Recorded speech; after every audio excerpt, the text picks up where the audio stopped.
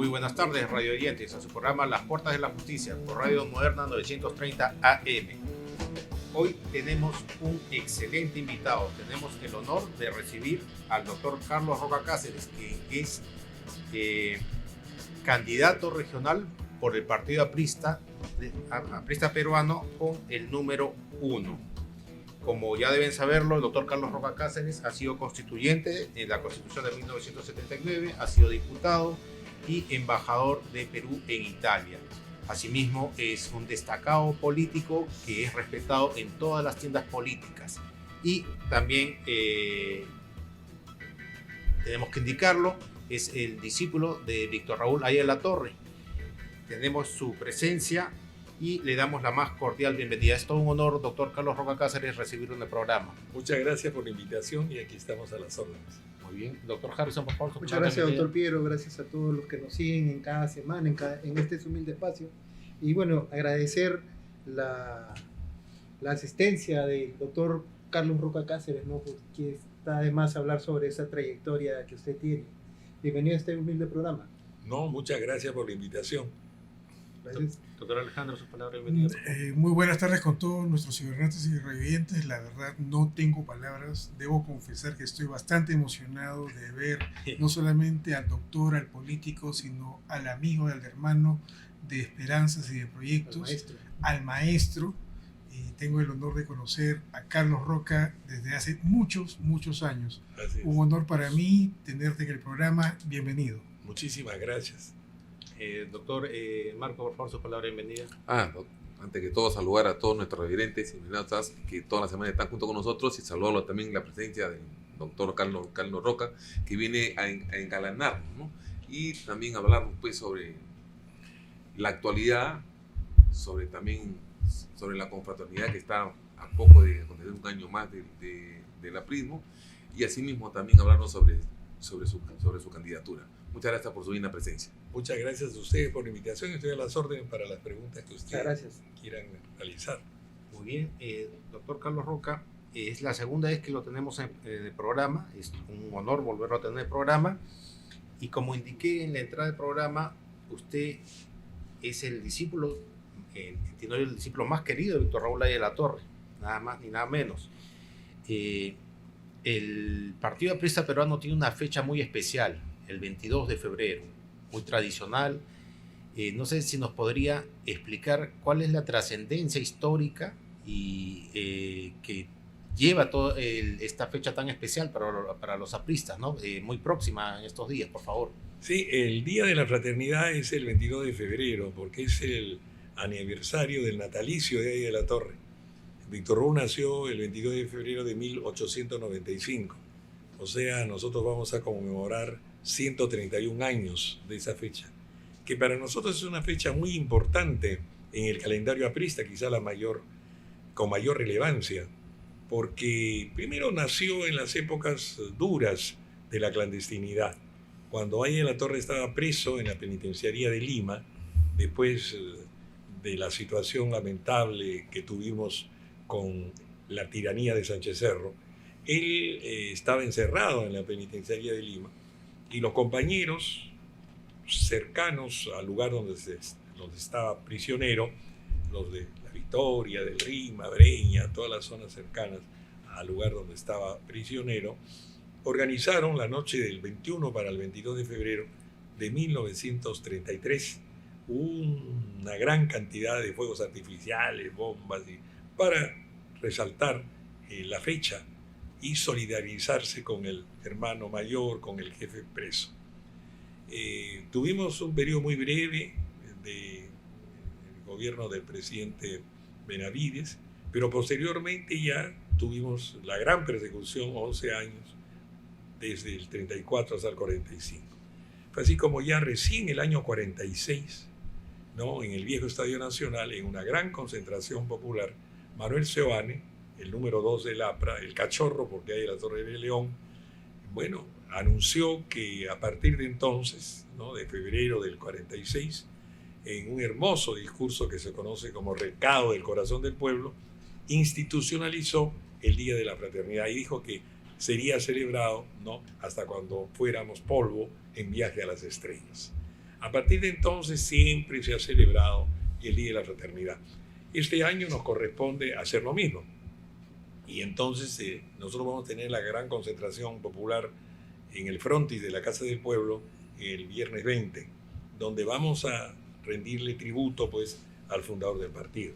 O sea, esa es la fecha más importante de nuestro calendario y vamos a ir todos, ¿no? Yo voy a desfilar con mi base porque yo soy de Breña, entonces ya tengo el acuerdo con mis compañeros de Breña para desfilar, como todos lo hacemos, ¿no? Ante el estrado y ante los líderes del partido que estén presentes. Estamos en un momento un poco crítico actualmente en la historia del Perú republicano. El partido aprista, el APRA, está volviendo a la palestra en estas elecciones. ¿Cómo ves tú el tema actual de la vacancia de Gerí, la crisis política, y qué papel crees que puede tener el APRA como partido decano de la política peruana en estos momentos tan críticos? Bueno, es muy lamentable lo que está sucediendo en nuestro país. Yo he seguido muy de cerca el desenlace, yo diría fatal de hoy día, ¿no? De esta moción de censura que prácticamente invalida definitivamente a quien ejercía la presidencia de la República. Es un momento crítico, obviamente.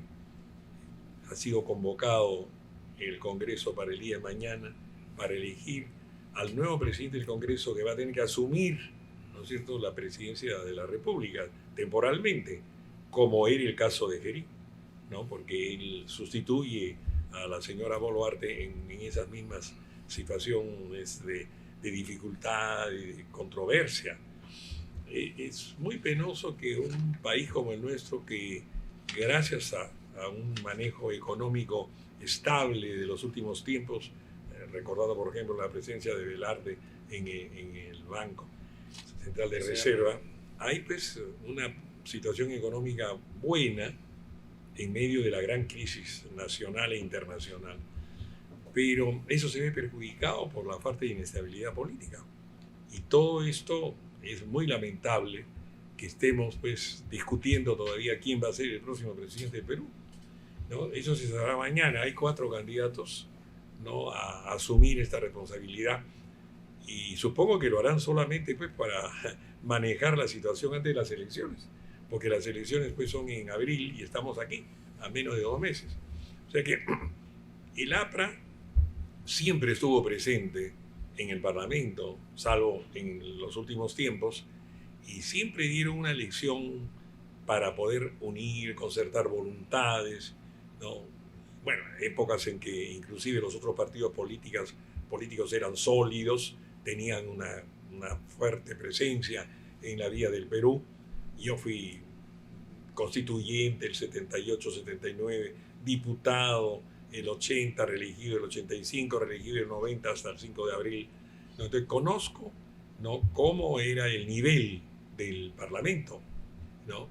Pero ahora lamentablemente estamos en una situación en la que el Parlamento no tiene credibilidad, en que el Parlamento está muy desprestigiado y el APRA pues podría, con una buena célula parlamentaria elegida ahora en los próximos comicios de abril, tener una representación, confío yo, que eleve el nivel del Senado y de la Cámara de Diputados.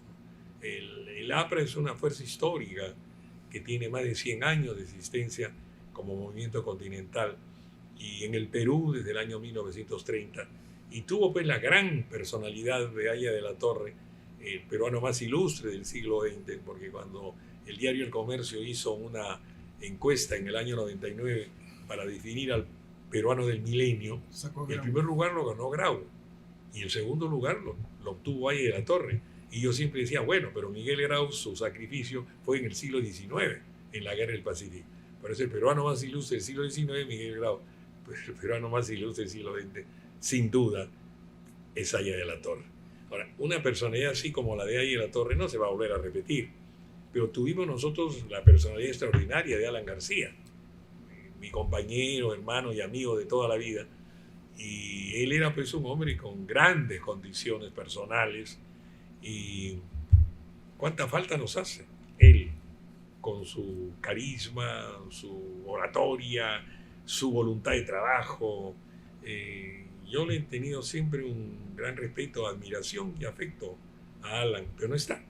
Entonces, para el APRA es un momento difícil porque no creo que surja un Aya de la Torre en otros 100 años, no creo que surja un Alan García en 50 por lo menos, y entonces estamos un poco también a la búsqueda, ¿no es cierto?, de una conducción en el APRA que nos pueda dar la garantía, ¿no?, que en los próximos 50 años podemos tener una buena presencia en la vida del país. Doctor Carlos Roca, una pregunta. Justamente en la política ya internacional, el Canal de Panamá está, digamos, en un punto central. Estados Unidos ha tenido con Donald Trump una política más agresiva, digamos, ¿no? Expansionista, ¿no? Entonces, justamente ahí viene mi pregunta. Uno de los puntos centrales del aprismo era el Canal de Panamá. ¿Cuál sería la posición política de llegar al Senado de la cédula aprista, del Senado, diputado, o una posición doctrinaria, ¿no? Porque el APRA es de izquierda democrática, entiendo. ¿Cuál sería su posición, su análisis respecto a esta política que tiene actualmente Estados Unidos? Bueno, en el programa máximo del APRA, que surgió a raíz de la fundación del APRA Continental, porque hay que distinguir entre el APRA Continental y el Partido Aprista Peruano. El APRA Continental se empieza a organizar a partir del 7 de mayo del 24, cuando Aya de la Torre entrega la bandera de la unidad latinoamericana a los estudiantes mexicanos. Aunque ese fue un acto simbólico, porque en realidad el APRA empieza a funcionar con la primera célula aprista en París en el año 1926-27. Pero ya el Partido Aprista Peruano se funda en Lima el 20 de septiembre del año 30 como sección peruana del APRA Continental. O sea, éramos la sección peruana de un gran movimiento continental. Entonces, en ese programa, aprobado en París el año 26-27, aparecía como uno de los puntos programáticos fundamentales la internacionalización del Canal de Panamá. Bueno, estábamos en la época del Gran Garrote, estábamos en la época del imperialismo en su expresión más cruel, inclusive con invasiones militares. Es ahí donde, por ejemplo, Aya de la Torre estaba solidario con Sandino, que luchaba en Nicaragua, ¿no? Estaba solidario con Cuba, que estaba sometido a la enmienda Platt, era solidario con todos los movimientos antiimperialistas que surgieron en ese entonces en la mayor parte de los países de América Latina. El punto ese se mantuvo siempre. Después, claro, ya cuando hubo la política de Franklin Delano Roosevelt, no de Teodoro, el imperialista conocido, la política de la buena vecindad, Aya de la Torre dijo, bueno, hablábamos de internacionalización, pero ¿por qué no hablamos mejor de interamericanización? Para que también los Estados Unidos pudieran tener una participación en el control del canal. Aya sostenía que el canal, como toda vía interoceánica, no podía ser propiedad de un país. Tenía que ser propiedad de todos aquellos países que de alguna manera tenían interés en que ese canal existiera. Entonces, claro, cuando hubo el tema de los acuerdos Torrijos-Carter, muchos dijeron, bueno, ya, entonces es obsoleto ya hablar de la internacionalización del Canal de Panamá. Yo recuerdo que inclusive una vez conversando con Armando Villanueva, a quien yo le tenía un gran afecto, pero él era muy amigo de Torrijos, entonces me dijo, oye, Carlito, ya ese punto ya está superado. Y bueno, no quise discutir con Armando, un patriarca del aprismo, pero ahora, con esta actitud de Trump, ¿no? Que realmente no solamente quiere tomar el Canal de Panamá, quiere tomar Groenlandia, y amenaza con tomar Canadá, no sé. Este es capaz de querer también tener los territorios mexicanos que habían sido siempre mexicanos y Estados Unidos los había tomado. Entonces, es una política pues, muy agresiva, una política de un expansionismo que no podemos aceptar. Entonces, ahora más que nunca, la vigencia del programa de Aya de la Torre, la internacionalización del Canal de Panamá o interamericanización con la presencia de los Estados Unidos. Porque Aya de la Torre decía, bueno, pueden ser dueños del suelo, del subsuelo, ¿no? Todo lo que quieran, pero la administración del canal tiene que estar en manos de todos los países que están interesados en que el canal sea una vía libre, ¿no? Aya defendía mucho su tesis, inclusive poniendo algunos ejemplos que nos sorprendía, como decía, nosotros si tuviéramos que trasladar piedras de la Amazonía, de Iquitos, ¿no? Como no tenemos vías de comunicación, vamos a tener que salir por el canal de Panamá. Entonces, todo eso implica que el pensamiento de Aya de la Torre está vigente en todos sus puntos. La acción contra todo imperialismo, por ejemplo. Al inicio era acción contra el imperialismo yanqui. Después, en la época de que surge la Rusia soviética con el imperialismo del capitalismo de Estado, ahí la Torre, bueno, contra el capitalismo de Estado también estamos nosotros, el imperialismo del capitalismo. Pero después surgió en la época de la guerra mundial, de la Segunda Guerra, el nazifascismo, ¿no? Con una concepción racista, ¿no? Y por lo tanto dijo también ese es otro imperialismo de carácter racista. Entonces el lema ya no era, ¿no?, contra el imperialismo yanqui, sino ya contra todo imperialismo. Y así se mantuvo siempre hasta ahora. Y luego la integración latinoamericana, ¿no? Todos los puntos fundamentales están vigentes. Aya de la Torre en eso fue clarividente, supo anticiparse a su tiempo, supo pensar, sobre todo, por ejemplo, cuando se habla mucho de la globalización, que, bueno, los franceses le llamaban a este fenómeno, lo llamaban la mundialización. Todo esto se produce después ya de la muerte de Aya de la Torre, pero Aya de la Torre hablaba de la interdependencia, y él decía que no era posible que nuestros pueblos pudieran surgir sin la ayuda económica y tecnológica de los países desarrollados. Claro. Creo que esta tesis actualizada, ¿no?, por Alan García, por ejemplo, con los tratados de libre comercio, todo eso nos lleva también a repensar frente a esos grandes poderes del mundo.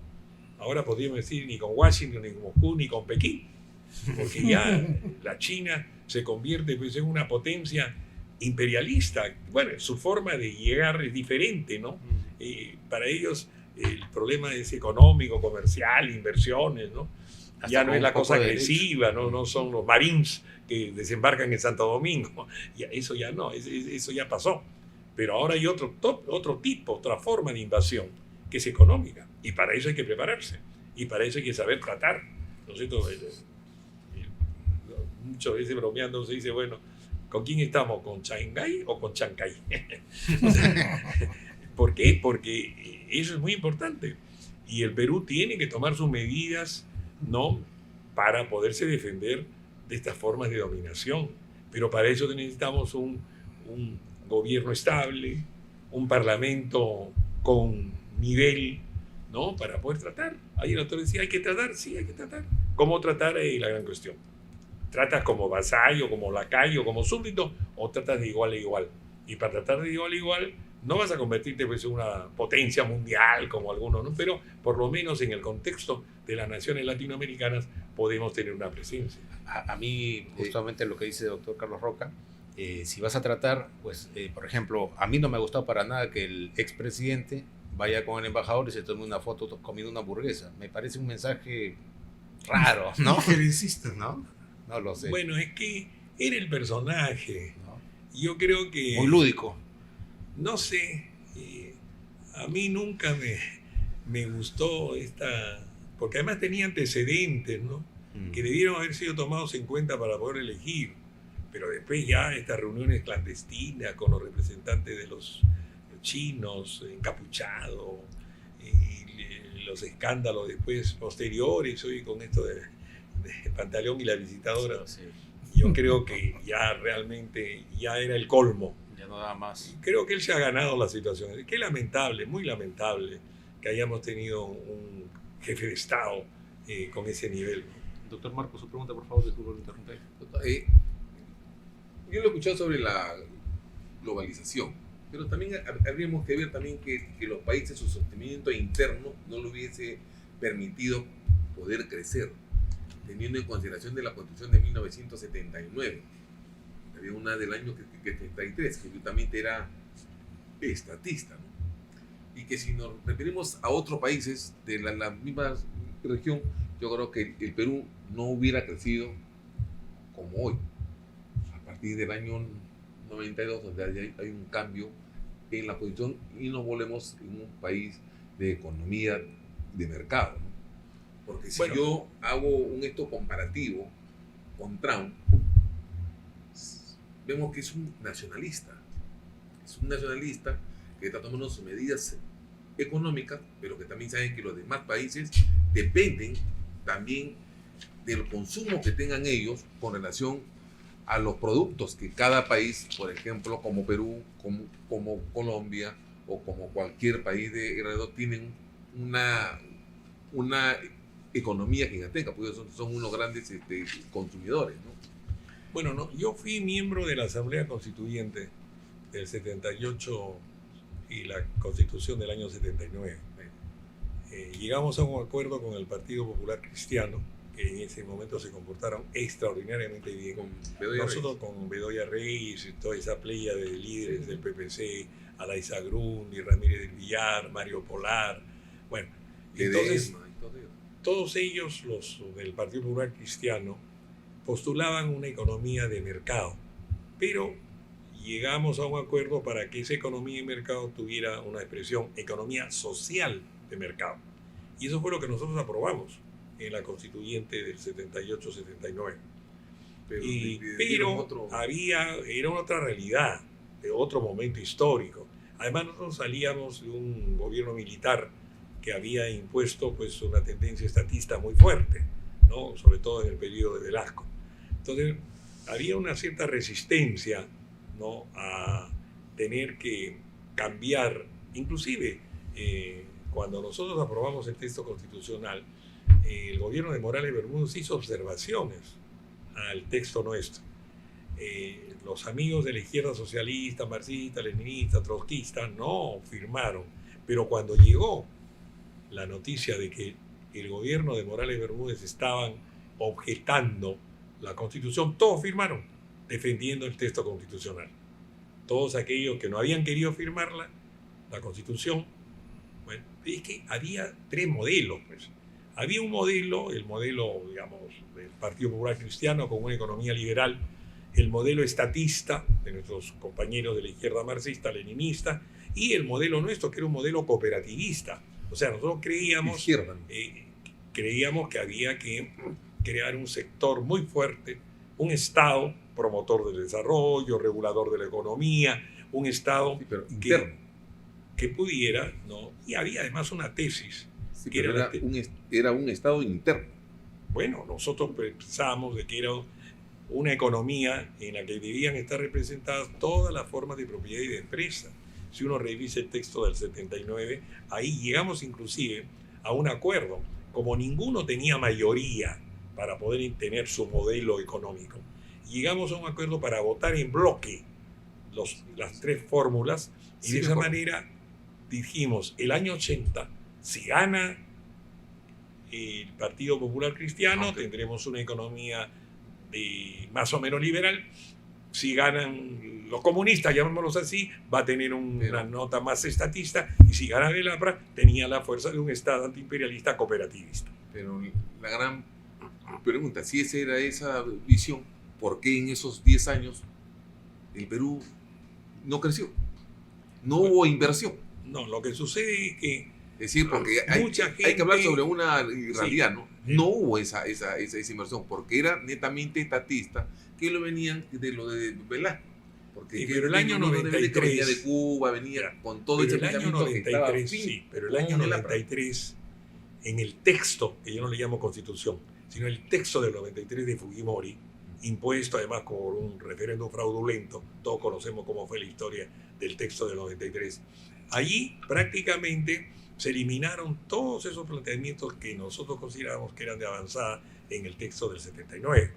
Y luego ya actualmente la Constitución o el texto del 93 ya no es el texto del 93, porque con todas las modificaciones y enmiendas que han hecho, prácticamente el texto constitucional actual ya no es ese texto. Pero en ese periodo hubo un relativo crecimiento económico, por lo menos durante nuestro gobierno, el segundo gobierno de Alan García, hubo un notable crecimiento económico, y eso se debía inclusive al hecho de que se podía manejar mejor el tema de la economía de mercado. Es decir, ese punto es bueno, porque casualmente Alan García en una de sus declaraciones, que lo escuché, digo, ¿no?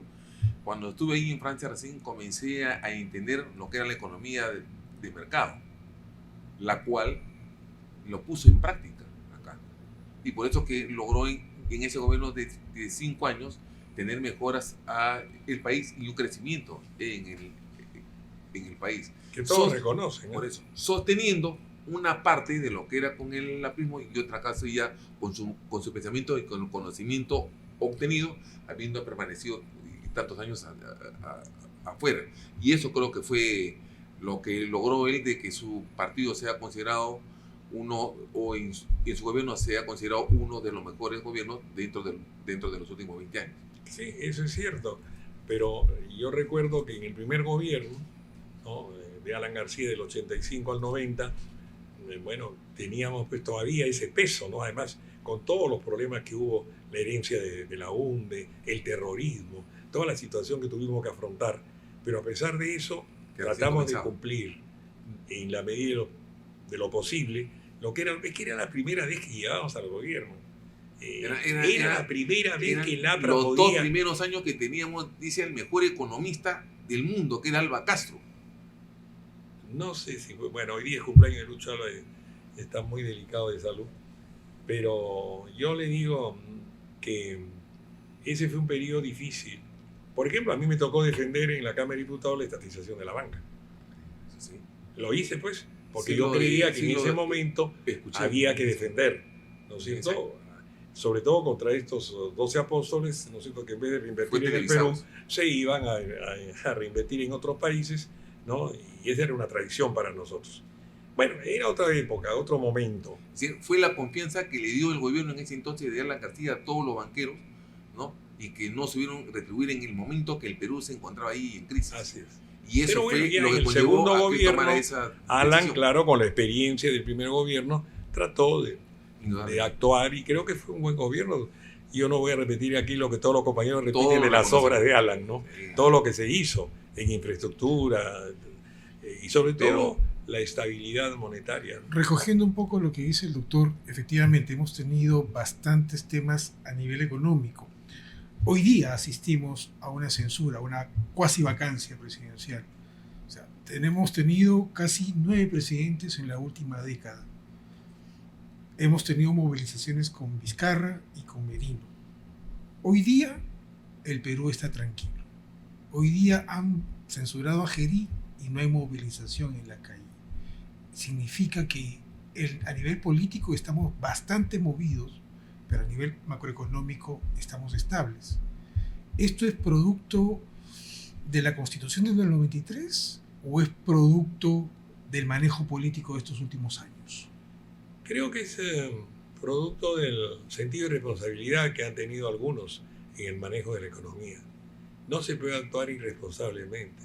Somos un país con unos niveles terribles de carencia en salud, en educación, en trabajo.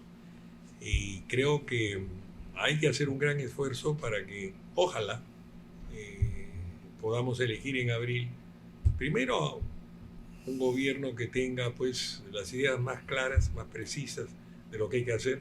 No es cuestión de llegar al gobierno para improvisar, basta ya de improvisaciones, ¿no? Entonces necesitamos eso, que no improvisen, que apliquen un plan de gobierno realista y al mismo tiempo la honestidad. Yo creo que el gran problema del Perú hoy día es ese. A mí me preguntan qué es la honestidad, la falta de honestidad, la corrupción en todos los niveles. Y no solamente la corrupción en los niveles altos, sino inclusive la corrupción generalizada, ¿no?, de la gente que dice, bueno, todo el mundo lo hace, ¿no? Roba pero hace, ¿no? Entonces eso no puede ser. De la conciencia nacional tiene que concluir esto de que es posible robar o es posible aprovecharse del aparato del Estado para su enriquecimiento personal. Yo siempre pongo el ejemplo de Ariel La Torre, que vivió austeramente y murió pobre. Eso yo lo digo siempre. Él fue un ejemplo para nosotros los apristas. No se enriqueció, no tenía interés y simplemente se dedicó y se consagró a la gran obra de la transformación social. Entonces, ojalá podamos tener políticos, porque es necesario que haya un grupo. A mí no me gusta hablar de clase política, porque para mí las clases son sociales y bueno, por nuestra orientación marxista, digamos, de la metodología que la Torre aplicó a la realidad peruana y latinoamericana. Pero necesitamos un nivel de cultura política para que pueda realmente el país avanzar. Y el primer nivel comienza, para mí, en enseñarles a los niños, desde que están en el colegio, los valores. Y los valores morales, los valores éticos, los valores espirituales, ¿no? Y todo eso tiene que ser recogido, para mí, ¿no?, en las próximas actividades parlamentarias que podamos tener. Muy bien, doctor Harrison, su pregunta, por favor. Sí, me parece bastante interesante lo que está señalando el maestro Carlos Roca, ¿no? Ahora, referente a lo del Día de la Hermandad. Maestro solo hay de la Torre. El segundo Hermano maestro, mayor. Yo soy el hermano mayor. El hermano mayor. El 22 de febrero, ¿nos puede hablar un poco más acerca de ese Día de la Hermandad? ¿Cómo se va a realizar exactamente? ¿Cuáles son las, si es que tiene de repente tal vez... En el aula magna o en Alfonso Claro, Ugarte. ¿no? O sea, No, va a ser en Alfonso Ugarte. ¿puede señalar un poco más al respecto? Bueno, de el cómo- meeting convocado por el partido va a ser el viernes 20 a partir de las 6 de la tarde en la avenida Alfonso Ugarte, que como todos sabemos es la avenida de los pañuelos blancos. Así que nosotros iremos con nuestros pañuelos blancos. Ya he dicho que yo voy a desfilar con mi vaso en Breña, y con los compañeros de Breña iremos y avanzaremos y saludaremos a los líderes del partido que estén allí. Supongo que hablará la secretaria general institucional, que es la compañera Belén García, y el candidato a la presidencia, que es el compañero Enrique Valderrama, ¿no? Así que estamos a la expectativa del mensaje que el compañero Valderrama pueda pronunciar, ¿no? Reafirmando los principios ideológicos, la lealtad ahí en la Torre, y sobre todo ofreciendo también qué es lo que vamos a poder hacer en un tercer posible gobierno aprista, ¿no? Eso es muy importante. Yo creo que la ciudadanía quiere conocer qué puede hacer el APRA después en medio de toda esta crisis. Entonces creo muy importante la elección de los parlamentarios, porque nosotros necesitamos un gobierno fuerte, y un gobierno fuerte que pueda implementar su plan necesita una mayoría parlamentaria. Entonces hay que saber elegir. Dentro del APRA tenemos una gran cantidad de personalidades que podrían asumir la representación en el Senado y también en la Cámara de Diputados, pero también en los otros partidos.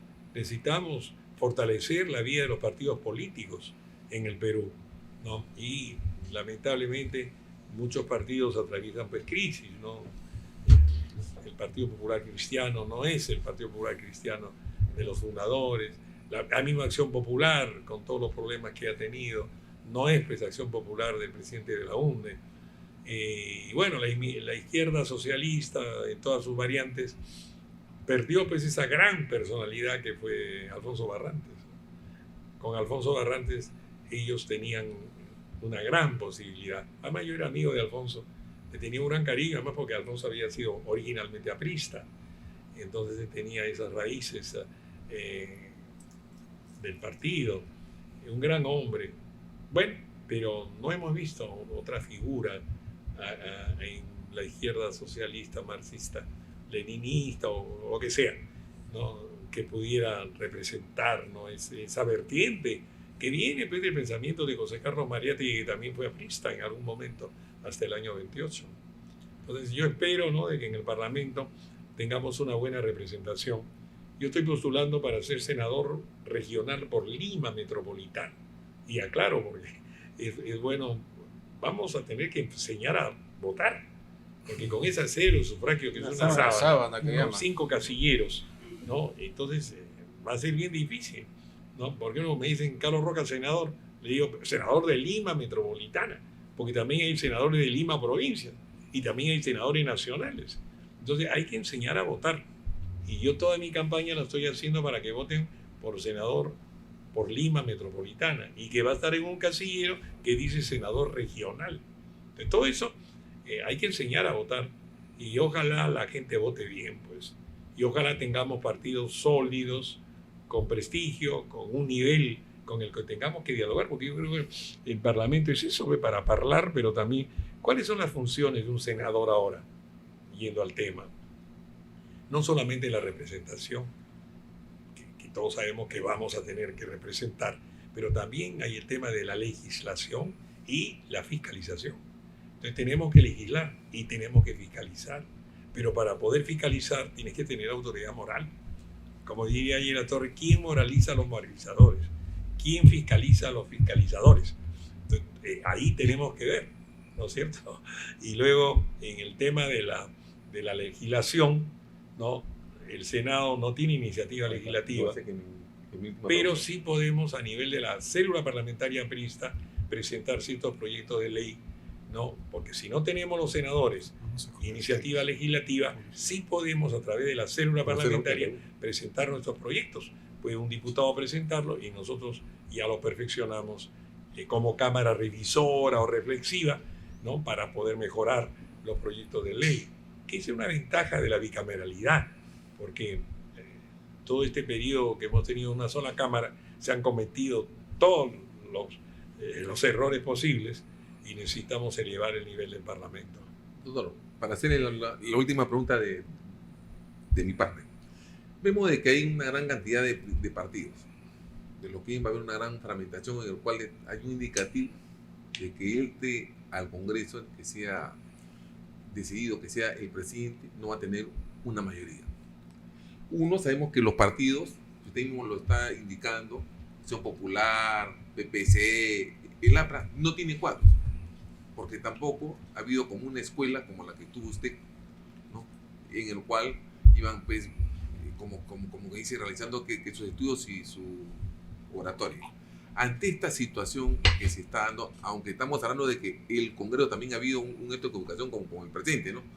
Porque también han estado dándolo ellos cuando ellos no tienen, como le dicen, para gasto, ¿no? Es decir, para crear puestos, para que le paguen, para que los aumenten, porque también hay una equivocación, también hay, ¿no? Por parte de la sociedad como de los congresistas. ¿Usted cree que lo que ha ocurrido ahora se va a repetir en estos 5 años, donde podemos tener no solamente un presidente, 2, 3, 4? ¿Cree usted? Bueno, yo quería ante todo decirle que el APRA sí tiene cuadros.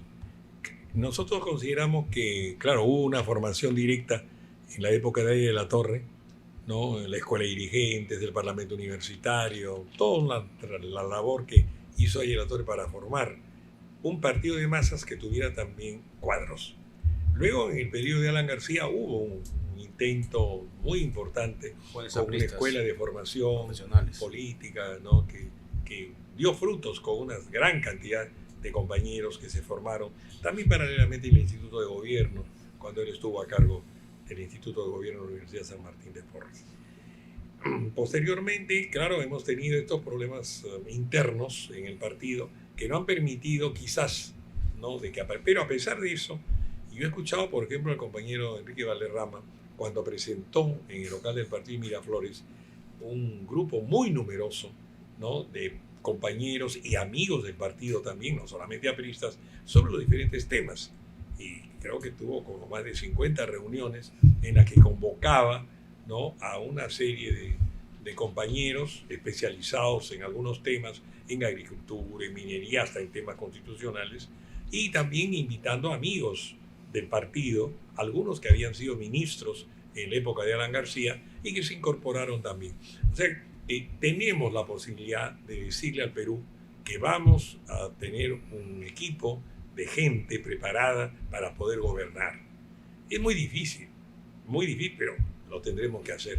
Y en ese caso tendríamos que convocar, pues, a personalidades de otros movimientos políticos, ¿no? Y para poder hacer un gobierno de unidad nacional. Pero ¿cree usted, que es la pregunta que le digo, cree usted que en estos 5 años puedan volverse a repetir estas vacancias de 1, 2 o 3 presidentes? Yo espero que no. Sería el colmo, Dios mío. O sea, no aprendemos la lección. Quiere decir que vivimos en inestabilidad permanente. El Perú así no puede proseguir. Ya parece un deporte nacional tumbarse presidente. Yo creo que, entonces, bueno, todo es posible. Como dicen, en el Perú todo puede suceder. Todo puede suceder. Pero yo espero que no suceda. Tendremos que hacer un esfuerzo, pues, de concientizarnos primeramente nosotros y darnos cuenta que el Perú no puede avanzar así.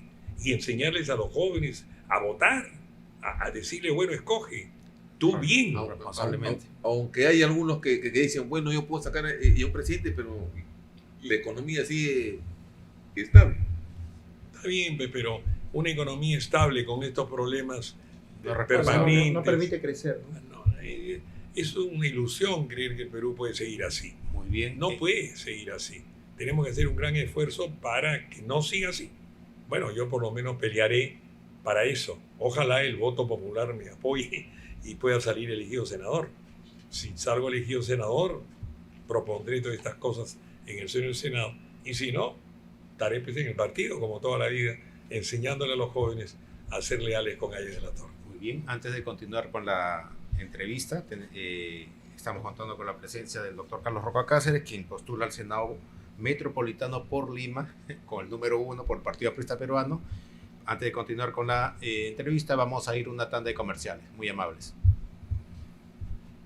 Radio Moderna brindará el servicio de alquiler de espacio radial, incluido el equipamiento de la cabina de radio durante el horario materia de contratación. ¿Qué temas pueden tratar? Los siguientes. Puede ser política, economía, religiosa, educación, alimentación, música, salud, belleza, espectáculos, humor, entrevistas, deportes, etc.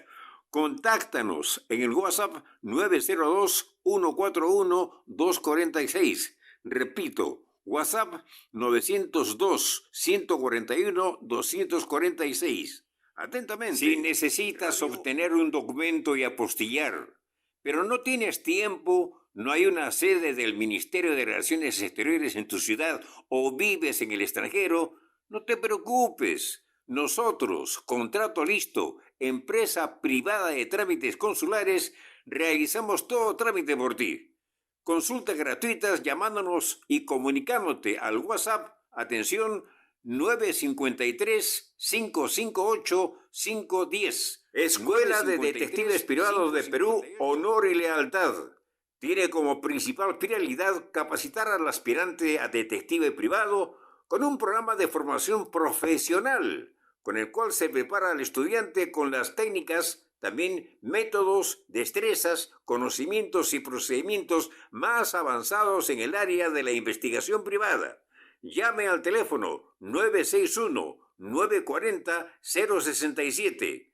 Para más información, repito el teléfono 961-940-067. Primera, me cambió la fecha, dijo que debía ser el 19 para hacer la quema. Muy bien. Sea la serenata. Continuando con la entrevista con el doctor Carlos Roca Cáceres, que está postulando al Senado Metropolitano por Lima por el Partido Aprista Peruano con el número 1. Vamos a continuar con las preguntas. Doctor Harrison, por favor. Tenía una pregunta en el tintero. Esto es bastante interesante, ¿no? Referente a las palabras que nos está señalando el doctor Carlos Roca.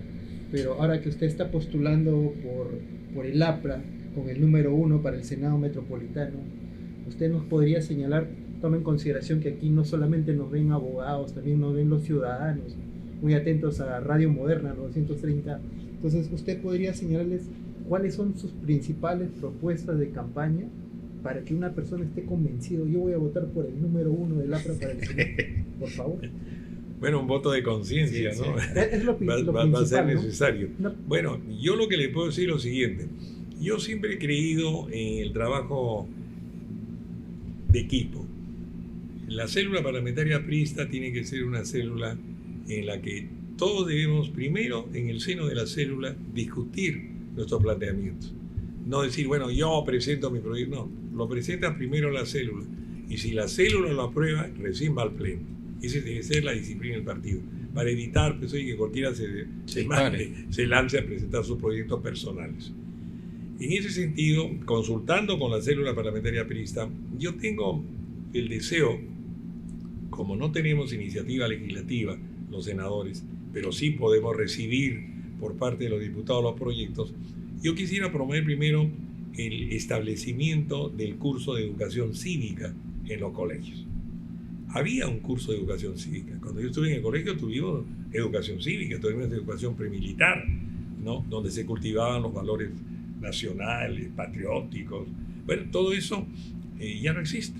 lo han colocado en ciencias sociales. Ahí Sí, está pero metido. está ahí de refilón, como De dicen. refilón. Sí. Entonces, necesitamos un curso de educación cívica. Para eso hay que preparar a quienes van a ser los profesores de ese curso. O sea, hay que preparar. En el proyecto de ley que yo tengo ya en mente, va a haber un artículo que especifique que estos cursos tendrán que ser dictados por profesores especializados en la educación cívica, formados en las universidades, para que de esa manera puedan llevar las ideas. Creo que eso es muy importante, los valores, para que el joven, desde el adolescente, el niño, sepa que tiene no solamente derechos, sino también deberes. Y esto es importantísimo. Creo que un curso de esta naturaleza puede ayudarnos a elevar el nivel de conciencia de nuestra juventud. Y el otro proyecto que yo quisiera poder impulsar es un proyecto que yo creo que de la Torre estaría feliz de saber que lo queremos presentar, que es el proyecto del Congreso Económico Nacional.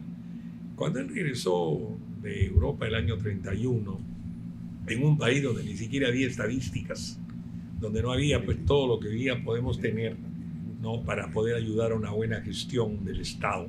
Bueno, él trajo la idea de un Congreso Económico Nacional en el que estuviera representado el Estado con sus técnicos, sus burócratas, sus especialistas, estuviera representado el capital, o sea, los empresarios, ¿no?, los que invierten, los que arriesgan, a confiar, por decir un nombre, pero al otro lado los trabajadores, representados en sus centrales sindicales, en sus organizaciones gremiales, inclusive en todo ese nuevo mundo que existe hoy día, el mundo de los emprendedores, de los pequeños y propietarios, pequeños comerciantes. Bueno, este organismo, que sería el gran organismo de la planificación democrática y de la concertación, porque lo que le falta al Perú hoy día es concertar. Desgraciadamente no tenemos pues un organismo que funcione de verdad en ese sentido. Tenemos un Consejo Nacional del Trabajo, ¿no?, que no es lo que podría ser un... Además, inclusive hay el Acuerdo Nacional, pero el Acuerdo Nacional, ¿cuándo funciona? Para la foto. Nada más. Entonces, creo que algo de eso tenemos que plantear, pero para eso necesita también consenso. Esta es una tesis que nosotros la presentamos en el año 31, la presentó Carlos Manuel Cox, en ese momento no prosperó. La presentamos el año 45 con el Frente Democrático Nacional, no prosperó. La presentamos en la Constituyente, no prosperó. Entonces ahora necesitamos un organismo de esta naturaleza para poder planificar mejor el desarrollo del Perú. Creo que esa podría ser una contribución, aparte de los grandes temas, ¿no? Yo imagino que el candidato a la presidencia ahora en el mitin de la fraternidad hará pues los lineamientos generales, ¿no?, de la política. Pero ya en estos temas concretos, en el que cada uno de nosotros, yo por ejemplo escucho a todos los compañeros que están siendo candidatos al Senado, a la Cámara de Diputados, tratan los problemas, por ejemplo, de la salud, de la educación, de la falta de trabajo, muy importantes, ¿no? Todo, yo lo sigo, hay compañeros especialistas en eso, he escuchado por unos compañeros médicos, estuve hace poco en una reunión de los médicos apristas, la ANDEMA, la agrupación de médicos apristas, impresionante el nivel de conocimiento de los problemas de la salud, las características, los porcentajes de la anemia infantil, muy bien, están bien preparados, tenemos un buen equipo, lo mismo en educación, tenemos una gran cantidad de compañeros que son especialistas en los temas educativos, universitarios o no. Creo que eso es muy importante. Y luego el tema de la falta de trabajo. A los jóvenes, ¿qué les ofrecemos hoy día? Lo primero que un joven te dice, bueno, yo quiero un puesto de trabajo, y un puesto de trabajo estable. Inclusive quieren estudiar y no pueden estudiar porque no tienen ingresos, porque también están limitados económicamente para poder llegar a un instituto tecnológico o a una universidad. Todo eso implica, ¿no?, un gran esfuerzo también del Estado, ¿no?, para favorecer a los jóvenes. Entonces yo le podría decir a los jóvenes, ¿no?, que confíen que nosotros, o en el Poder Ejecutivo o en el Parlamento, vamos a dar las leyes necesarias para que pueda el Perú seguir progresando como hasta ahora. Muy bien, doctor, muy interesante lo que indica. Justamente en las propagandas hablaban sobre una es, yo creo, una tradición también en el Partido Aprista del 19 de marzo. No sé si nos puede comentar y invitar a la gente a un día tan especial y cómo se realizó esta fecha. Bueno, sonrío porque eso forma parte de una tradición que surgió con Aye de la Torre cuando él vino por vez primera a mi cumpleaños en marzo de 1900. Bueno, yo regresé de Europa el 69 en noviembre y venía Pepe mi cumpleaños en marzo y yo fui a invitarlo a Víctor Raúl y le dije, jefe, yo quisiera, él era muy amigo de mi familia, de mis abuelos, y yo, bueno, tenía un abuelo que fue general de la Guardia Civil, Arquipeña, el general José Cáceres Valdivia, que era amigo y había conspirado con Aye de la Torre en la revolución del general Rodríguez. Es una historia del año 39. Y bueno, por el lado de mi padre, yo tenía un tío, hermano de mi abuelo, Julio Roca Cela, que bueno, estuvo preso, deportado en Chile. Bueno. Entonces, la familia pues era aprista. Y Víctor Raúl me dijo, bueno, ya voy. Y llegó la noche del 20, que es el día de mi cumpleaños. Pero se tuvo que retirar rápido. Y me dijo, me tengo que ir porque hoy día es el cumpleaños de la mamá de Nurita. Nuri era la esposa de Jorge Idiá, que es su secretario. Y me dijo, mira, tengo que ir a la cena que Jorge ha preparado, así que me voy a tener que retirar. Me acuerdo que estaba Alan García, estaban todos los amigos del Buró de Conjunción, entre los cuales también estaba Víctor Borlay en ese momento, que era miembro del Buró de Conjunción, o sea, el equipo de trabajo de Víctor Raúl. Se tuvo que retirar. Cuando al año siguiente yo fui y le dije, jefe, quisiera que venga para mi cumpleaños, me dijo, mira, va a suceder lo del año pasado, porque me voy a tener que retirar, porque Jorge va a hacer la cena para la mamá de Nurita. Así que yo te propongo algo, hagamos la quema. Él utilizó ese término que es muy trujillano. Él no me dijo serenata, me dijo, hagamos la quema. Yo voy a las 10 de la noche, nos quedamos hasta las 12 de la noche, él que era un trasnochador, y ya estamos. Y fue una cosa inolvidable para mí, porque claro, llegó Víctor Raúl a las 10 de la noche más o menos, y llegaron las 12 de la noche, sacaron la torta y Víctor Raúl se puso a cantar en alemán y en inglés esa canción que nosotros siempre cantamos, queremos que parta la torta, ¿no? Yeah. ¿No? Pero es porque es un buen compañero y nadie lo puede negar. Oye, para mí fue el cumpleaños más hermoso de mi vida, ¿no? Verlo ahí en la torre en mi casa cantando que Carlos era un buen compañero y nadie lo puede negar. Entonces, bueno, los compañeros ya me están diciendo que como estamos en plena campaña electoral, vamos a hacer lo que hacíamos en época de Alan. En época de Alan cerraba. Agustín Mantilla se encargaba de cerrar la cuadra y había pues una gran... Y Alan llegaba a tocar su guitarra y a cantar El Rey en la puerta de mi casa. Así que bueno. No perdía la costumbre. Bueno, sí, yo agradezco mucho el afecto que siempre el pueblo aprista me ha dispensado, ¿no? Quizá por haber sido discípulo directo y permanente de Víctor Raúl, pero también agradecer a tantos amigos que no son apristas y que esta ocasión podrían votar por mí, ¿no? Porque yo tengo amigos en todos los grupos políticos con gran respeto y gran afecto, así que espero, ¿no?, tener la posibilidad de volver.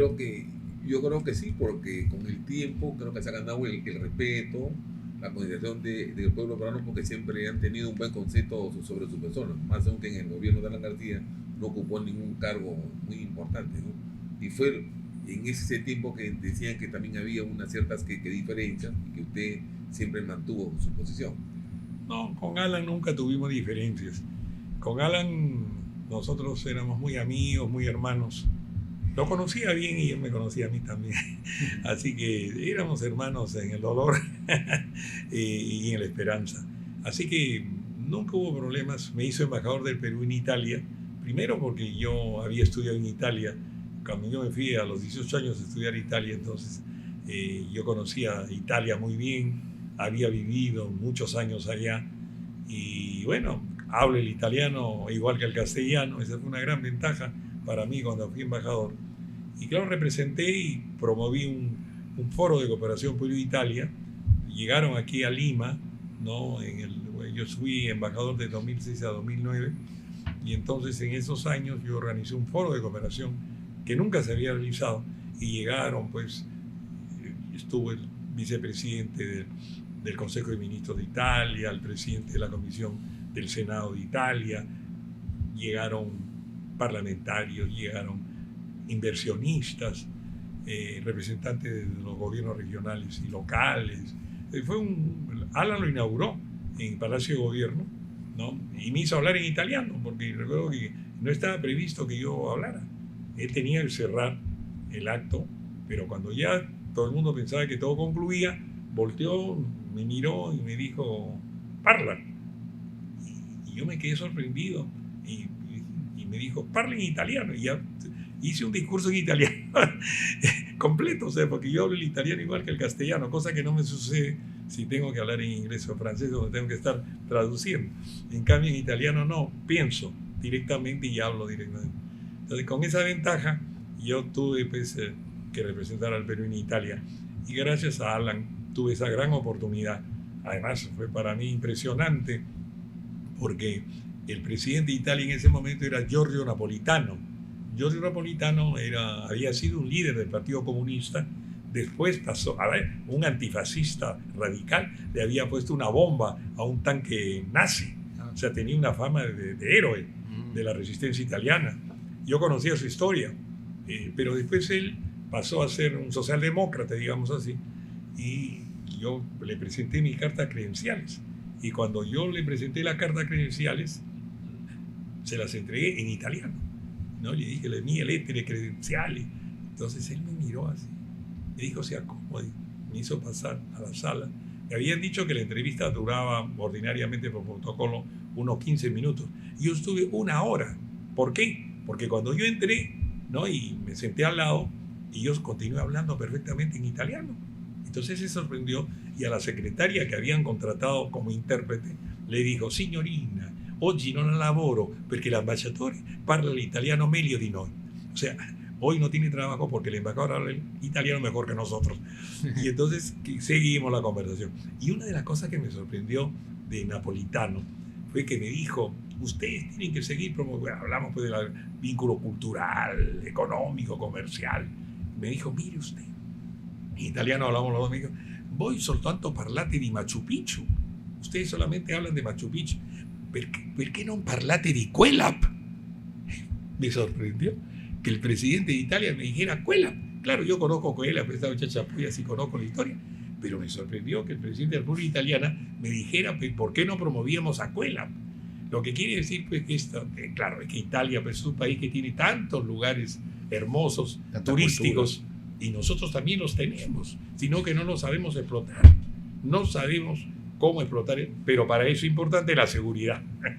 Porque quién se aventura a ir a Quelap si las carreteras están interrumpidas, si hay una huelga de transportistas, te pueden robar. O hay una huelga de los servicios fundamentales de hoteles.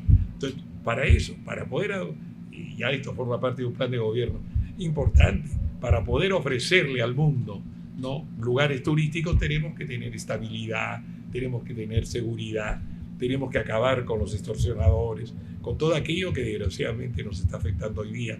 Por eso que todo es una cadena, ¿no? Para poder gobernar hay que tener la posibilidad de tocar los puntos neurálgicos, y creo que nosotros lo podemos hacer. Muy bien, doctor Carlos Roca, ha sido gratificante conversar con usted. Cada uno de los puntos que ha señalado realmente nos ha dado una cátedra en política, en historia. Le solicitaría por favor el último minuto para que se pueda dirigir a los radioyentes y cibernautas para que desde su mensaje con el número 1, candidato senador por Lima Metropolitana por el Partido Aprista Peruano, el doctor Carlos Roca Cáceres. Por favor, doctor. Bueno, yo lo único que podría decir es que pongo al servicio de mi patria todo aquello que he podido acumular a lo largo de mi experiencia vital. He querido siempre servir al partido y a través del Partido Aprista Peruano, recordando siempre a Aya de la Torre, servir al Perú. Y esta ha sido mi vocación, y por eso creo que todavía hay la posibilidad a estas alturas de la vida de todavía poder aportar, y creo que lo puedo hacer. Estoy, gracias a Dios, en condiciones de poder seguir trabajando con la misma firmeza y con la misma lealtad que ha caracterizado toda mi vida. Así que, sobre todo a los jóvenes, decirles que tengan un referente en Aya de la Torre, pero tengan también un referente en aquellos hombres, ¿no? Que podamos haber llegado a una cierta edad, pero que todavía estamos dispuestos a entregar lo mejor de nosotros para beneficio de nuestro pueblo. Eso es lo que podría decir. Muchas gracias, doctor Carlos Roca. Hemos tenido la digna presencia del doctor Carlos Roca Cáceres. Le repito, es el candidato por el Partido Aprista Peruano, por el número 1 para el Senado Lima Metropolitana. Esperemos volverlo a tener, doctor. Va a ser un gusto volver a recibirlo. La invitación está abierta para tocar más de un tema. Y eso ha sido todo por el día de hoy. Le agradecemos su presencia tanto a los cibernatas como radio oyentes. Muchas gracias. Que tenga una victoria contundente. Y espero. Vamos a ver. Permiso, gracias. Ojalá. Listo.